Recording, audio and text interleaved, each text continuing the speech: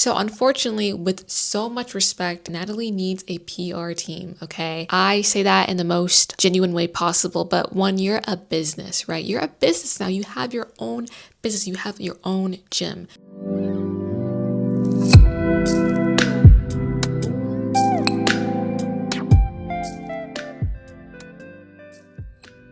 $150 gym membership in this economy? Hi guys, I'm Tati. Welcome to Tati's Media, where I get to give you my perspective while offering information about different controversies in the media. Today we are revisiting someone I've already spoken about on this channel, Natalee Barnett, and basically her wonderful gym called The Girl Spot. So firstly, I want to ask you guys this. Would you guys ever, in any case, pay $150 a month for a gym membership? So first, let's give some background on the gym and its founder, Natalie. The Girl Spot isn't your typical gym. It's a woman-only fitness space created by Natalie, who built it specifically for biological women. She preaches about safety and empowerment through the promotion of this gym and describes it as a sanctuary for women, where they can train, learn self-defense, and get more insight about their own health. She offers many things that essentially mainstream gyms don't. In a world where gym harassment and lack of cultural safety are really big issues, Natalie's mission for the Girl Spot hit home for a lot of people, at least at first. I want to preface this video by saying that I am not trying to hate on Natalie or her business. I believe when you're a businesswoman, you are entitled to run your business however you see fit. I am simply always here to offer criticism and reflection when these things happen, because I believe all online controversy deserves,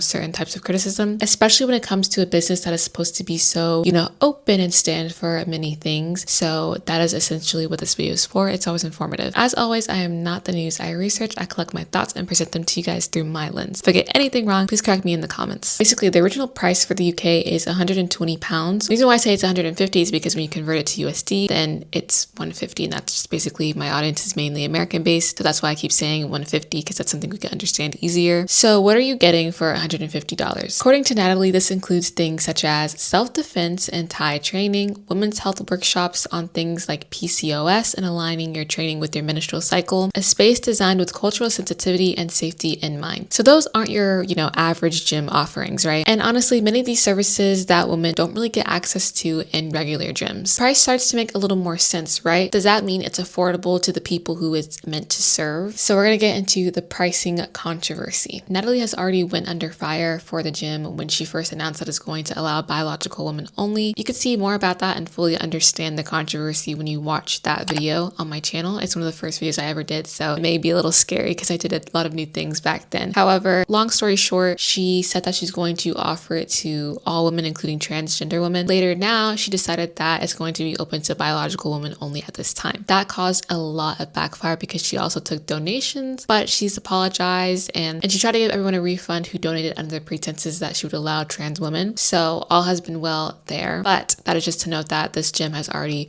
received a good portion of controversy. So now we have the pricing controversy continued. Here's where the internet kind of essentially exploded, right? When people saw 150 as the price tag a month, people described this feeling as elitist, out of touch, and overall kind of inaccessible, which is supposed to be the opposite of what the Girl Spot is supposed to be offering. It's even more of a concern because we've been speaking about pricing going up essentially everywhere, but especially in America. People argued that if this gym was meant to empower marginalized women, why was the price point a small portion that only some of them could realistically afford? Natalie responded by comparing it to premium mainstream gyms, where prices can be over $170 a month. She also made it a point to say that the Girl Spot offers many premium services, and she shouldn't have to downplay the gym just to avoid criticism. Let's talk about the pricing of my women's only gym, which is £120 a month, right? And I want to preface this video by saying I'm not here to explain my pricing. Like, I know the value of the Girl Spot and it's going to stay at that price per month. Regardless of what I price my gym at, people would complain. If I priced it at £50 a month, the people that pay pure gym prices would complain. If I priced it at £70 a month, the people that pay anytime fitness prices would complain. People cannot stand to see a young, black, successful woman. The way that people keep trying to continually undermine me and the Girl Spot, it needs to be studied. But Natalie didn't just address the controversy over the pricing. She specifically addressed the negativity coming from Black men and Black women online. The amount of Black women as well, which really pains me, the amount of Black women and Black men that I see tweeting so negatively, really trying to knock me and my business. It's like, you need to ask yourself, why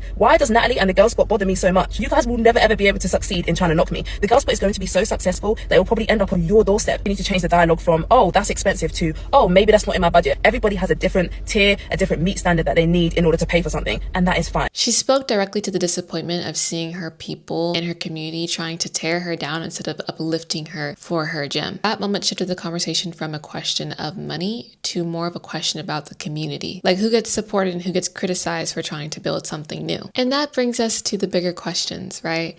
Access versus exclusivity. What does accessible wellness really mean? Should a Black woman be expected to undercharge just because she's from a marginalized group? Or is there a way to create specialized spaces and still serve your community? Some argue that Natalie could have offered different tiers of pricing or flexible memberships, and others say that she shouldn't have to. And the reasoning for that is because this is exactly how white brand businesses, they never think about changing premium prices. They're always unapologetic about their prices. So why should Natalie be apologetic? People are questioning, is this anger really about the prices, or is it about who's holding the power? On this channel, we love to hear from others, so we are going to listen to what a few other content creators have to say about this controversy. Natalee Fitness has just announced that her girls-only gym will be costing £120 a month. It's all about the exclusive community. There's 30,000 people on a waiting list to give you that exclusive feel. There's only 2 treadmills! But I get it. I should run to the gym for my warm-up. You get access to osteopaths, hormonal acupuncture, IVF help. But that's not included in the price. That's extra, yeah. There's pink and orange bathrooms that only have 4 toilets and 4 showers. All together.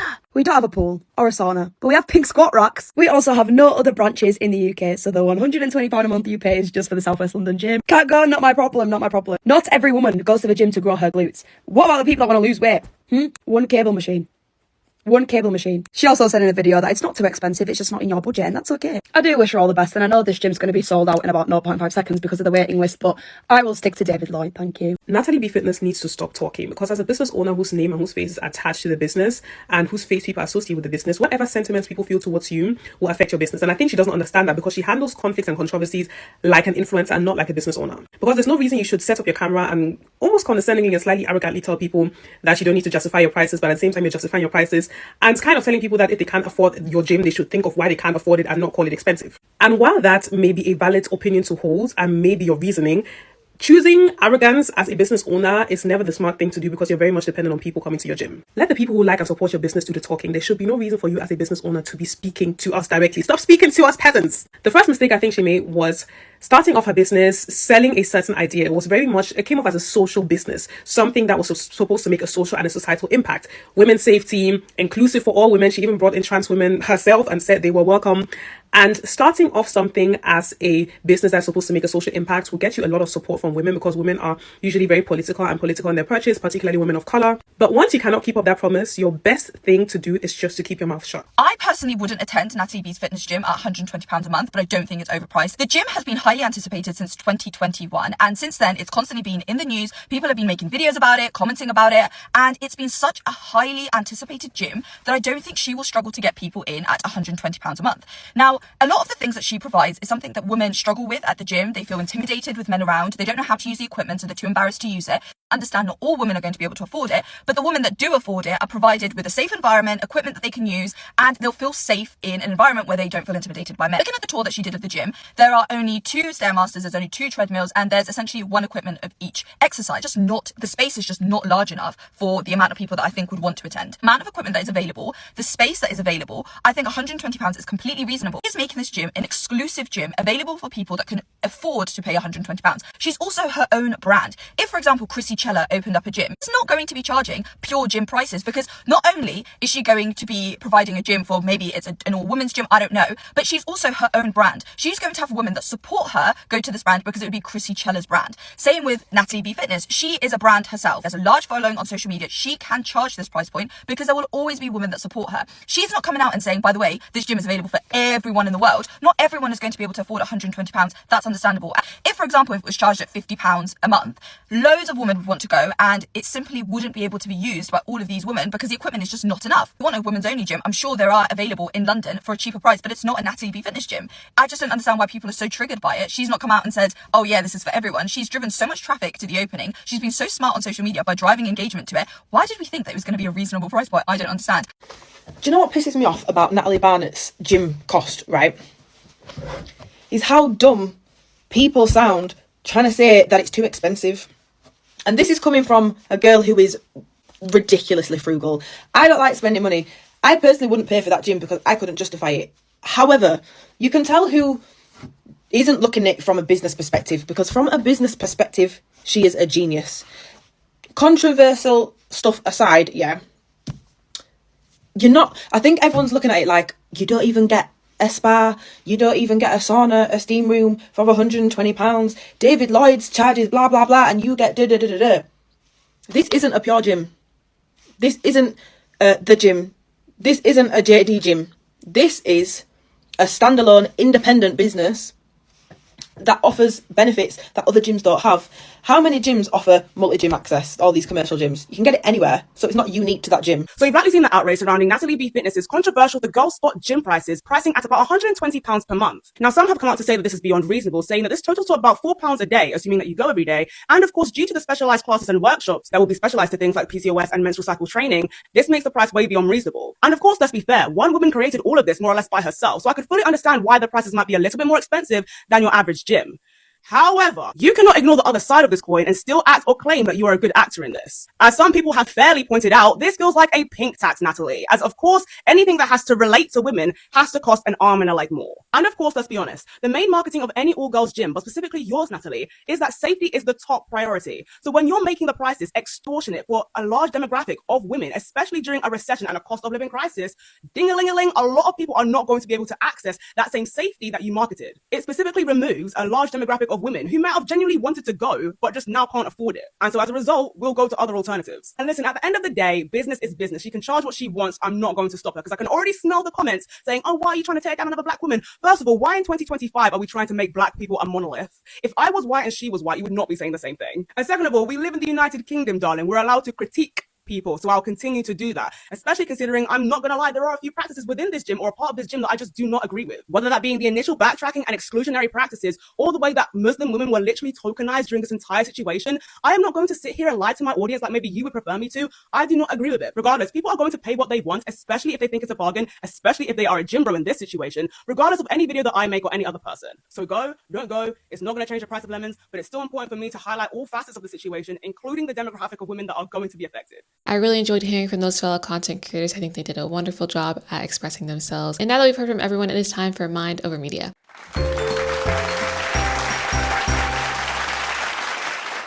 Welcome to Mind Over Media, where it's my mind over the media, so you get to hear from me and my perspectives. As always, no hate is intended. These are just my perspectives. So, we've heard from Natalie before. Like I said, there's no hate intended to Natalie. I think that overall, my perspective on this is that she's just a young businesswoman, right? I said this in my last video, that because she's a young businesswoman and she's still navigating things, she is still learning just a lot. Patience is just going to have to be had. You know what I mean? I think it's frustrating because this gym has had a lot of controversies, and it's just as frustrating for her as the businesswoman. You're trying to do something great. You're trying to do something uplifting for biological women, women of color. You're trying to offer these special classes. You know, a lot of people, she's receiving a lot of backlash. So I can definitely understand where this is all coming from. I didn't really say it in my first video because I assumed that Natalie would kind of take that learning moment, that controversy, and pursue it forward because she received a lot of criticism and advice on how to handle things in the future. So unfortunately, with so much respect, Natalie needs a PR team, okay? I say that in the most genuine way possible, but one, you're a business, right? You're a business now. You have your own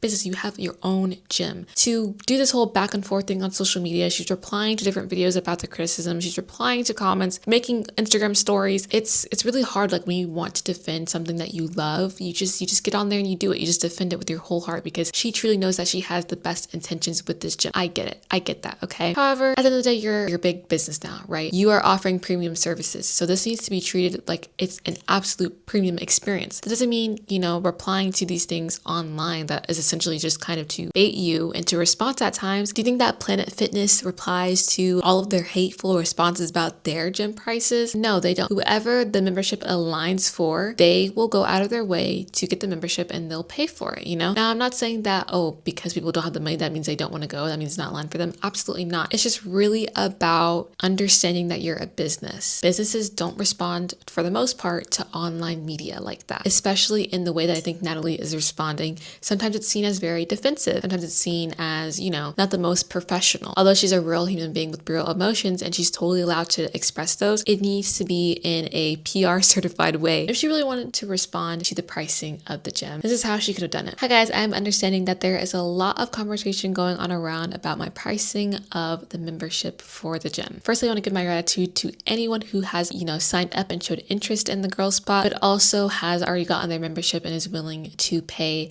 the membership fees. I want to give my biggest gratitude to you guys. I also want to give my biggest gratitude to those who really want to do so, but just aren't able to due to, you know, the funds. And I definitely know the pricing and everything is going up these days. To those upset about the pricing, I need you guys to understand that I am just one woman. I stand by everything I said. I want to make the girl spot accessible to all women, women of color. I am having premium classes and things that other gyms don't offer because I believe in my mission so much. But like I said, I am just one woman. I'm not a company. I'm not a celebrity. I'm doing this mostly out of my own pocket with some sponsorships, of course, that I do appreciate. But at the end of the day, I have started this all on my own from scratch. You know what I mean? And I definitely think I can do better with certain things, maybe put funds toward different areas. I am hearing your guys' responses and criticism for sure. But this is what the pricing is for now in order for me to make a profit out of everything I've spent putting everything into this gym. This is just what it needs to be for now. And in the future, I will take what you guys said into consideration and think about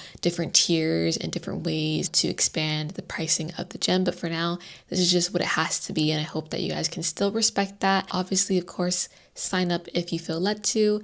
And I just appreciate all the criticism that I'm receiving. And I didn't even have to be all that, really. It could have been much shorter. But, you know, if we wanted to be sincere and still get our own expression across, that is an example. As for what people are saying, how are you going to preach accessibility and inclusivity and then basically exclude certain people such as trans women or those who cannot afford a $150 membership, right? I respect what Natalie is doing. I truly do. A space where it's focused on women's health and safety is long overdue. I agree, especially specialized care and fitness for all women. But I understand the outrage for sure. $150 is not feasible for most women, especially for those who need the kind of support that Natalie is supposed to be offering through her gym. If the mission is empowerment and access, there has to be a way to meet in the middle. But at the end of the day, I understand Natalie's a businesswoman. She has to make that profit back. She's put in so much money. Like, she's putting her funds first. And I do not blame her. I have tried my own side hustles and I definitely understand needing to raise that price, even if it's just for a short amount of time, to make back what you have put solely into that business. The lack of stalls, the lack of treadmills, and the lack of certain equipment, I definitely understand people's confusion about that for sure. And Natalie's gonna have to think about that, truly receive it and process it and realize, okay, is $150, you know, within the next 6 months still good membership pricing for what I'm offering?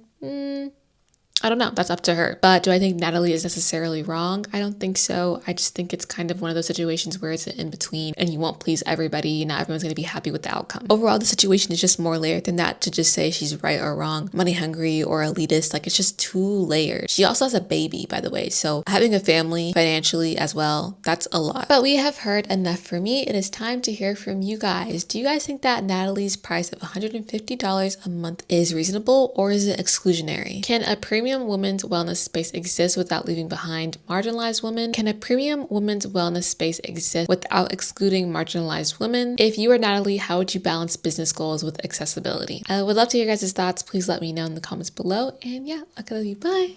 Mwah.